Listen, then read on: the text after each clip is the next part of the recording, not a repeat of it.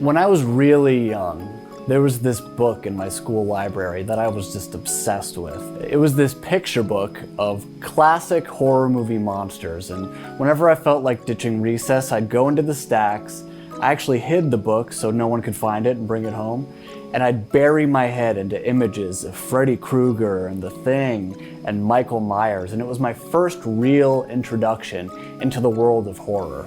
Around the same time, I started getting into metal too. Twisted Sister and Korn were my favorites in elementary school, and I only recently realized that it was the monstrous and nightmarish elements of those bands that initially hooked me. Horror and metal, and the dynamics which lured me in, were one and the same. Black Sabbath, after all, were named after the 1963 Boris Karloff film. Geezer Butler suggested the name since his brother was a fan of the movie. Geezer and Tony Iommi's shared love of horror propelled Black Sabbath forward into the sonic equivalent of a Hammer film. We wanted to create a vibe like you get off horror films. Try to create a tension within the music, Iommi once said. We thought it would be really good to get this sort of vibe, this fear and excitement. And look no further than the song Black Sabbath, which was written using the Devil's Interval, Diabolus in Musica, and was inspired by a nightmare encounter when Geezer Butler awoke to a shape at the bottom of his bed, staring at him. Or you can listen to NIB, a song about the devil falling in love. Other bands that name themselves after horror movies? Evil Dead and Nosferatu.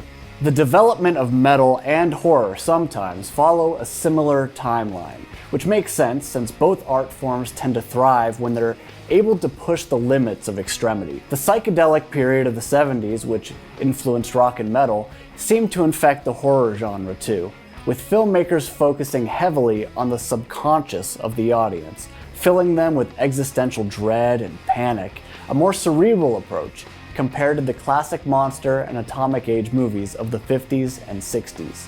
70s horror tends to hit harder here rather than here, because vampires may not exist in real life, but sharks, serial killers, and cults do. And that brings us to Suspiria, and Dario Argento's iconic partnership with Italian band Goblin. The music in films like Profondo Rosso and Suspiria is essential for filling its empty spaces with boundless terror.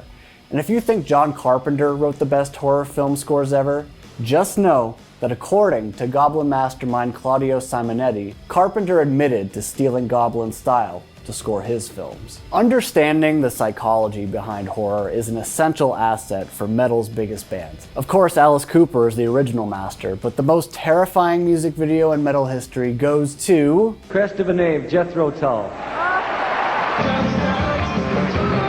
Metallica, for one. The song's muse was Johnny Got His Gun, a horror drama based on Dalton Trumbo's 1939 anti-war novel of the same name. The idea of losing your arms, legs, sight, hearing, and voice in war, but remaining alive to contemplate it, terrifying. The one video also came out when body horror was at its peak, movies like The Fly, Reanimator, and Videodrome.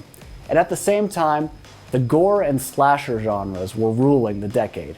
Enter death metal. Arguably, the first death metal record is Death's Scream Bloody Gore, which features buckets of horror influence from Zombie Ritual to Evil Dead.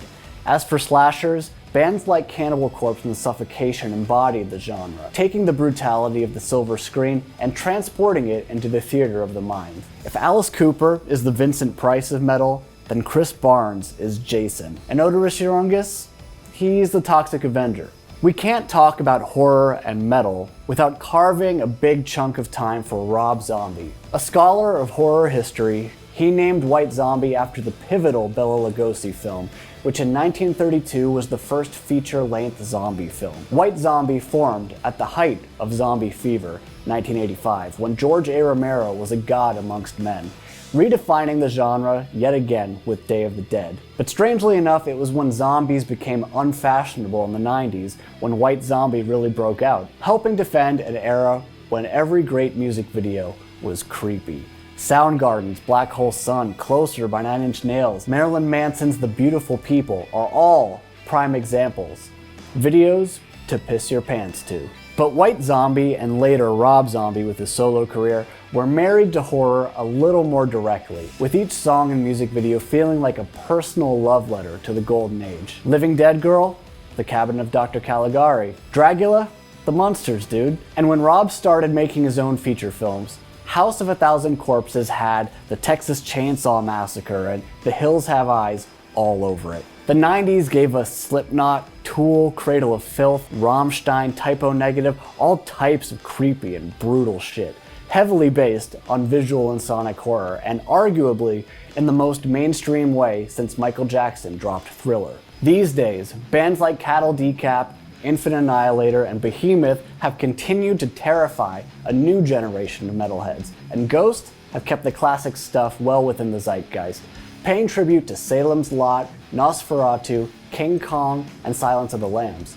Master of horror Tom Savini even helped design Corey Taylor's new Slipknot mask, to mixed reviews. You can even see horror creeping back into popular music with an entire generation of gothic rappers and pop artists like Billie Eilish. Horror is everywhere, not just in cinemas or heavy metal or hiding under your bed.